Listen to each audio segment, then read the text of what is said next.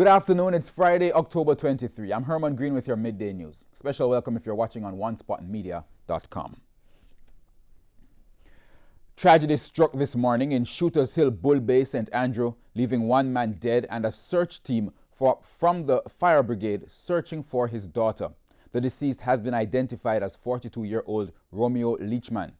It's understood that heavy rains in the area caused a land slippage, which subsequently led to a tree toppling onto a house. We caught up with a relative of the deceased who told us what happened. It's pretty nearly after 7 o'clock, the rain began falling and water began to come into my room. So we wake up and started to see if we could get the water out of our room. But while doing that, me hear a boop. But while me hear that, I never really paid in mind. But the next door neighbor from down at the bottom, we could see because she said our house is flooded. Then she started to cry out and call me. I said, Rosie, whole of your brother house flooded. They were go out there, we go out there. This is the house flooded, and I don't see my brother. And then citizens come and started to help us. And then began to cut down the tree. She says with the help of community members, they were able to dig away the mud until they were able to see the victim's feet. God, I hold me a plastic. I can't feel him, I hold me now by it. I just don't have to time, I could have feel him lift me up back. I want my mother, sir, my mother. If my mother hear this, my mother will drop down. And we will have the latest on this story in a bit when we speak with our reporter Prince Moore, who is currently on location. And a flash flood watch has been issued for low-lying and flood-prone areas of all parishes. This will remain in effect until 5 o'clock tomorrow afternoon. The Met Service says a persistent trough of low pressure across the Western Caribbean continues to produce unstable weather conditions across the island. The forecast is for cloudy conditions with periods of showers and thunderstorms, which could be heavy at times, to continue across sections of all parishes and especially southern and northern parishes this morning through to Sunday. Strong gusts of winds in the vicinity of thunderstorms are likely, especially over southern parishes today through to Sunday. The Met Service says over the last few days, the island has been experiencing periods of rainfall, and as such, there is a high degree of ground saturation. As a result, landslides and flooding are possible.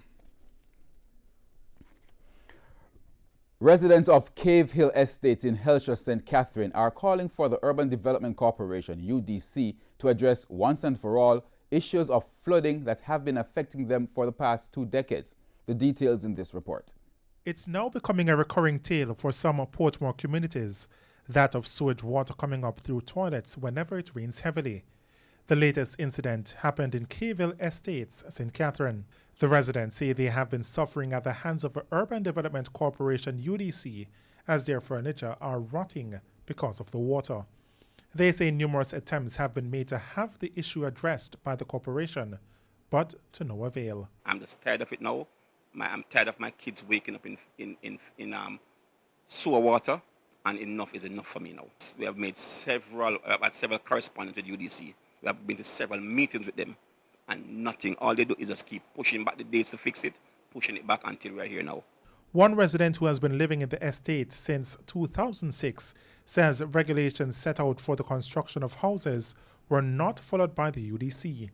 He says that's why they are now faced with a problem. My house was built below road level, and the National Work Agency's standards says that the house should be built at least 16 inches above road level.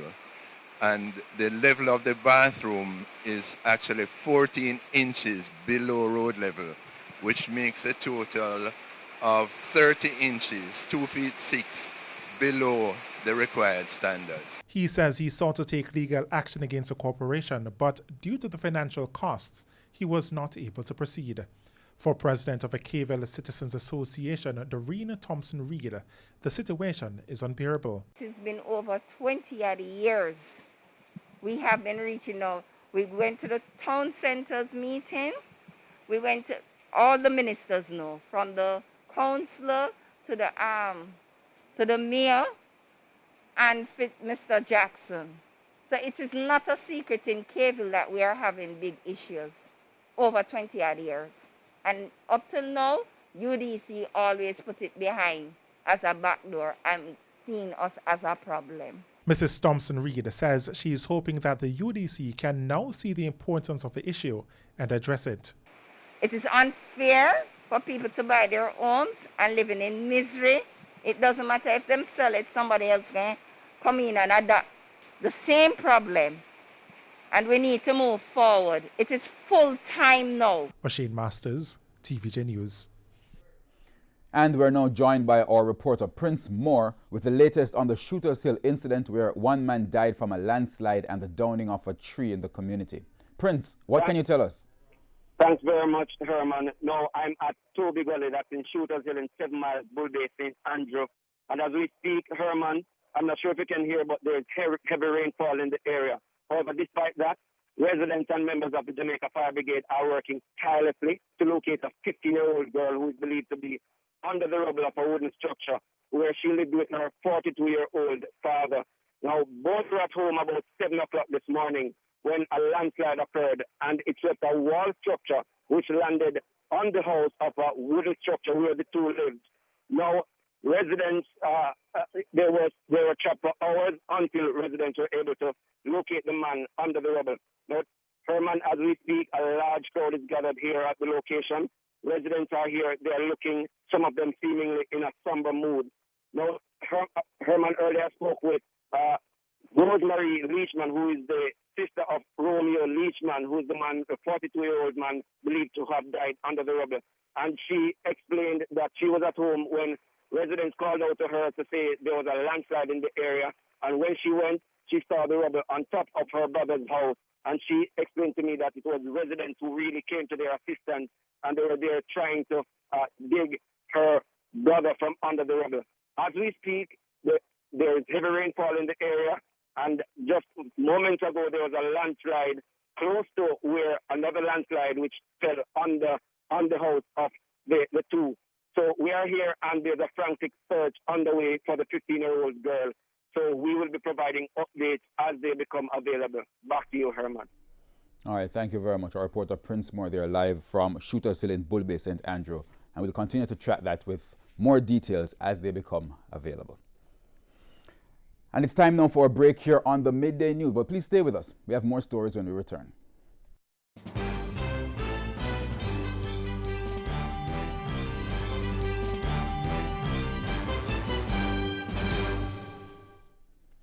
Welcome back, continuing the news.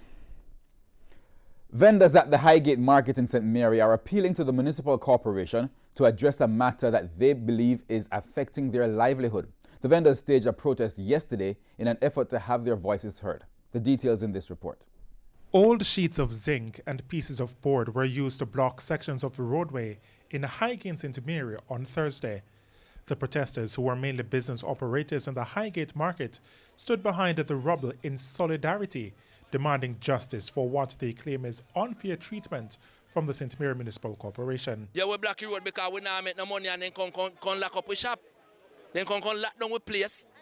And then not even come tell we say them come lock down, then just come and lock down and tell me say me should have go down a parish council. Why make parish council then come tell me say me can't come down there, come grouse my cars of why me can't pay the bill. I don't have me having money and I don't want to pay them. Me just cannot pay them. In addition to the increased market fees, the vendors have to deal with the lack of cleaning in the market.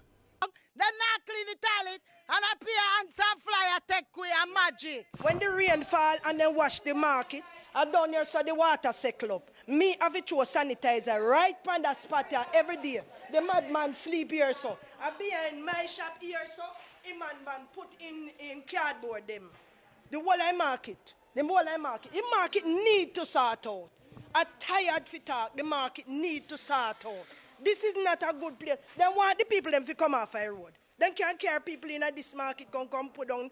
They also complain about the poor state of the market. These are sticks the vendors use to hold up the roof over their vending area. They say over the years they have worked with the challenges, but they argue the increase in the market fees is a big slap in the face as they have been hard hit by the impact of the COVID-19 pandemic. Me not pay no increase Because we not make no money, me I work with decrease from March, so me not pay no increase, pan decrease, so me I go in a negative. Me not in a positive, me in a negative. So we not make no money, so if the money not make, all parish council go get money. It come like we are dairy cow. So it look like I be a milk them and milk well, a milk done, a milk powder them I go work with you now. Because we not no money to pay them. And we now pull the road back till them come to agreement and clean out the toilet and the dirty water where they run there so. Where the woman broke her foot and we can't take it no more. Because the most money collect a Highgate market and we want justice. Eventually, the police came and cleared the roadblock. O'Shane Masters, TVJ News. A cluster of COVID-19 cases has been detected at the St. Catherine-based facility operated by charity organization Mustard Seed Communities. More than 30 residents and staff have tested positive for the virus. Health Minister Dr. Christopher Tufton says the discovery was made several days ago. He says the St. Catherine Health Department commenced surveillance at the facility in Spanish Town after an employee was confirmed with COVID-19. St. Catherine Health Department started surveillance at the Mustard Seed community after receiving a positive result for a staff member. Based on the physical, medical, and psychological challenges of the persons under their care, this is at the Mustard Seed community, a decision was made to test all staff, initially to determine if there was a need to test further. Of the 111 staff tested, 16 persons were positive. The health department has now completed testing at Mustard Seed. The 111 staff and 148 residents were tested, in addition to the 16 staff members who have returned a positive result. 20 residents also tested positive. The health minister disclosed that the employees at the Mustard Seed facility are in quarantine. 3 areas have been identified on site for appropriate isolation, quarantine. Isolation of asymptomatic positives, quarantining of symptomatic negatives, and isolation of symptomatic positives. Appropriate personal protective equipment are being provided by the health department as necessary, and 1 medical officer will monitor the home with daily updates from management. Dr. Tufton was speaking yesterday at a virtual media briefing at his ministry. The Mustard Seed facility provides accommodation for abandoned physically and mentally disabled children. In the meantime, the health minister says there has been increased COVID-19 testing at other nursing homes following the cluster outbreak at the Golden Age home in Vineyard Town, St. Andrew this week. The health minister was speaking at the weekly COVID Conversations press briefing on Thursday. This particular facility would be extended through our public health officers to continue the inspection and the follow-up with the other homes. And in the statement that was read earlier, we did indicate that in the Portmore area, a number of old age home or golden age homes were in fact inspected and tests done. So yes, it's an ongoing exercise, and the reasons are obvious based on what has transpired here. And we've always said that it's something that we have to monitor on an ongoing basis. Now, there have been 3 additional deaths from COVID-19 in Jamaica in the last 24 hours. 2 of the deceased are from St. James. Both are men, ages 77 and 88 years. The other deceased is a 91-year-old woman from St. Anne. 2 other deaths are under investigation. In the meantime, the country's COVID-19 case count is now 8,638. 38 new cases were confirmed yesterday. Their ages range from 9 to 85 years. We go on to news in sports. Former Cricket West Indies president Dave Cameron believes personality clashes played a heavy part in him not receiving support in his hunt for chairmanship of the ICC. This after it was revealed this week that the Jamaican did not get a single nomination for the position. Jerome Foster has the details. Cameron was ousted in 2019 by Ricky Skerritt for what would have been a 4th term as president of the region's board. He subsequently made it known that he would vie for the chairmanship of the ICC. However, the potential candidate must be seconded by another board member before the elections are held.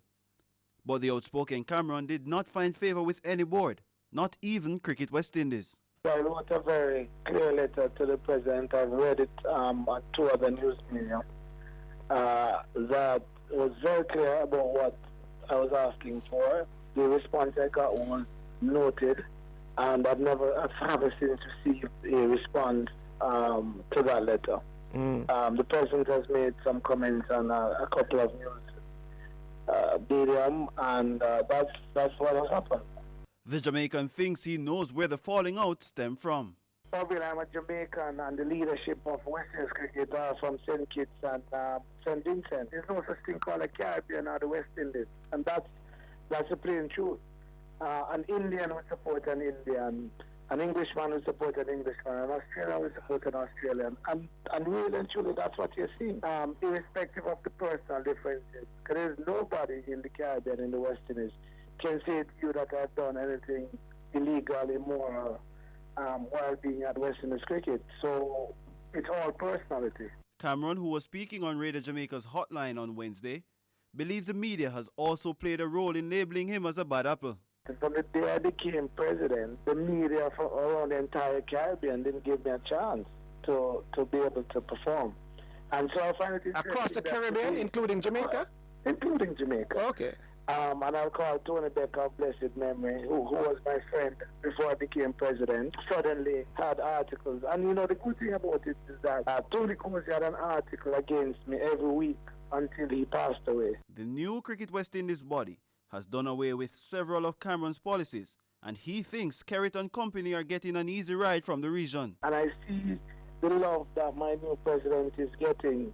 Everything that's going bad, it's not him. It's because the coaches are not good, the system is not right or something.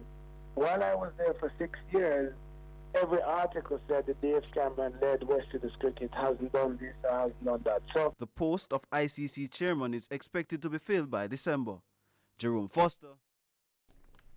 And that's it for the midday news. But remember, the primetime package is at 7. Please join us then. On behalf of the news, sports and production teams, I'm Herman Green. Good afternoon.